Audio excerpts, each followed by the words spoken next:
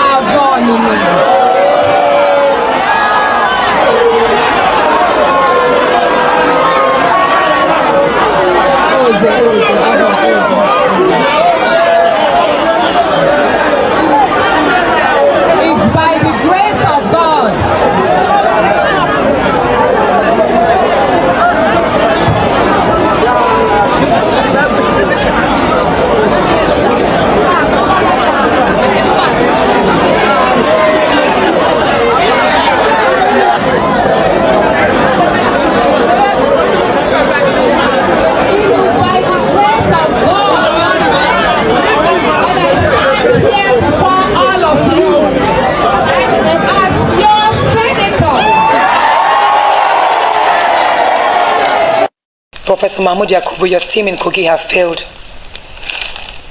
And I join the voices of many other Nigerians to complain bitterly about the conduct of this election. I personally looked forward to a great improvement, especially considering the fact that this is your second and final term as a chairman. This is a woeful performance, sir.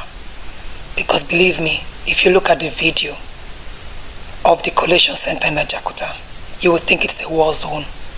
There were hundreds of army officials, hundreds of DSS personnel, hundreds of police, even the Navy were there. Most of them brought by the governor, Yaya Bello, who was there in Ajakuta himself.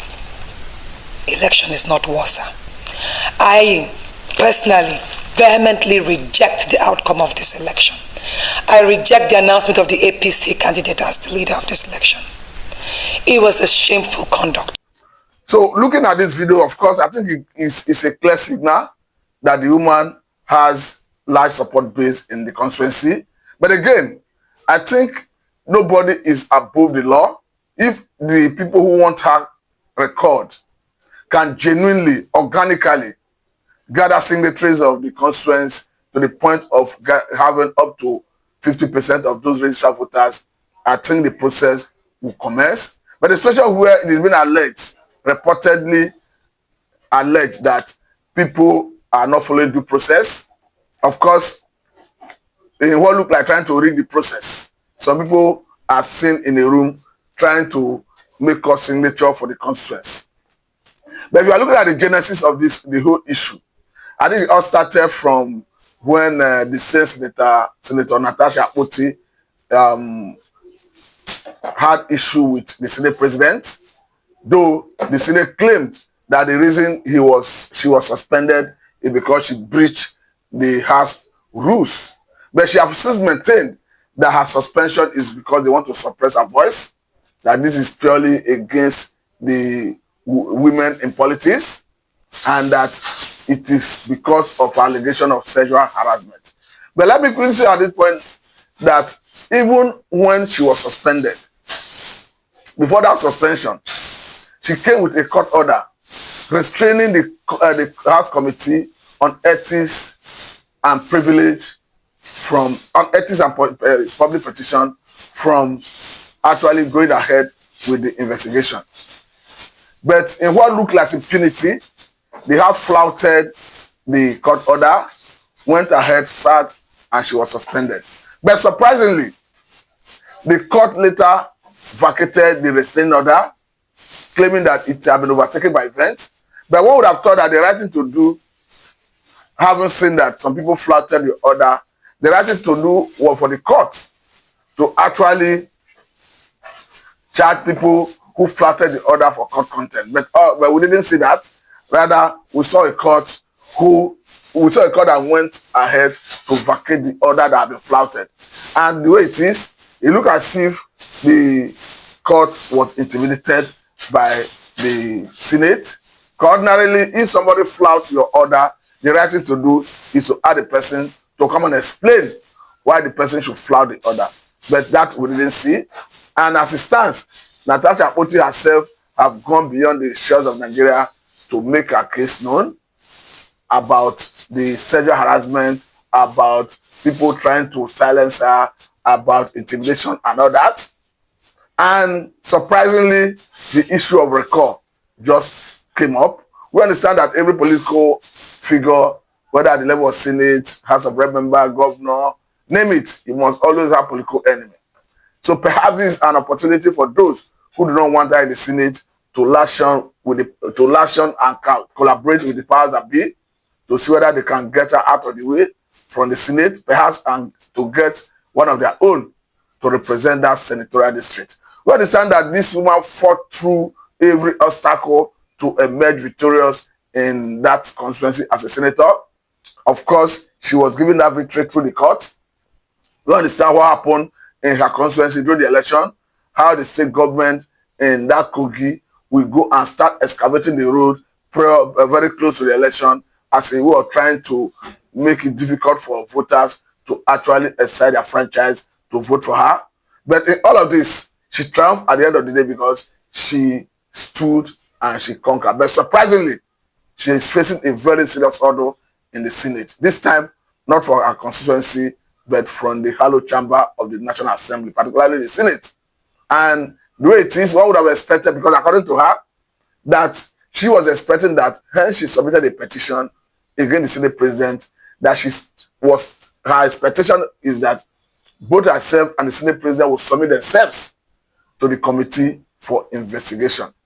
That didn't happen, though the Senate claimed that the reason she was suspended is not because of her allegation, but rather because of her conduct at the floor of the National Assembly where she refused to go to a seat that was allocated to her. But let us equally look at the genesis of the whole thing, because according to the lady, she was relying on Order 10 to raise an issue, to raise an objection, or demanding to have some level of explanation.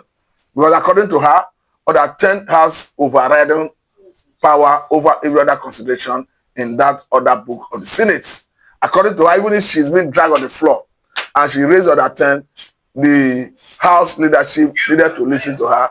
According to her, the best they could do is to allow her speak and perhaps rule her out of order. That didn't happen. She was not allowed to speak, hence she didn't listen to go to her newly assigned seat. But the way it is, we are equally following the trend, looking at how all this will pan out, because it looks as if the forces that want her out of the Senate is resolute and they are not leaving anything to chances. And no one can estimate or rather determine the next move. Hence, INEC have come out to say, you have not met our guideline. And good thing, INEC is coming up very boldly to say, you have not met our guideline. Because in a surprise move, nobody would have expected that INEC would be this transparent. We saw what transpired during the 2023 presidential election, needless going into all that. But for INEC to come out to say, you have not met our guideline, you must provide the phone numbers of those who have signed for a recall. You must provide the addresses of those who have signed for a recall. I think this time around, INEC is determined to do the right thing. Because if you must do anything, I think it's good you do it through the proper way.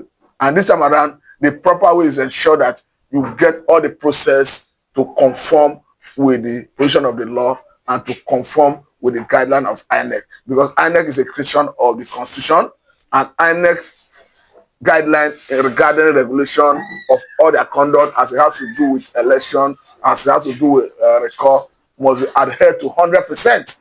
I think that was the basis for which most Nigerians questioned the outcome of 2023 presidential election. Because prior to the election, INEC came up with their guideline and asserted that they were going to transmit the election results electronically. And Nigerians held them for their word on that.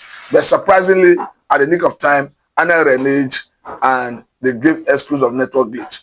Though many Nigerians were dissatisfied with the excuse of network glitch, but as we have it, that is where we find ourselves today, because the Supreme Court has since ratified and declared Senator Bola Tinubu as duly elected president of Nigeria.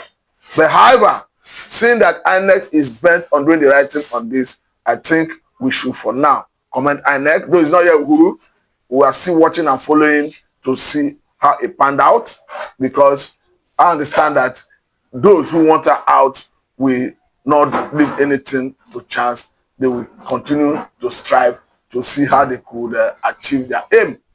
I'm not saying anybody is above record. That is not the point I'm making here. Because if for any reason those who want her out is able to organically, genuinely get 50% of the registered voters in that constituency to endorse her recall, I think it doesn't matter whether she has done the right thing or wrong thing.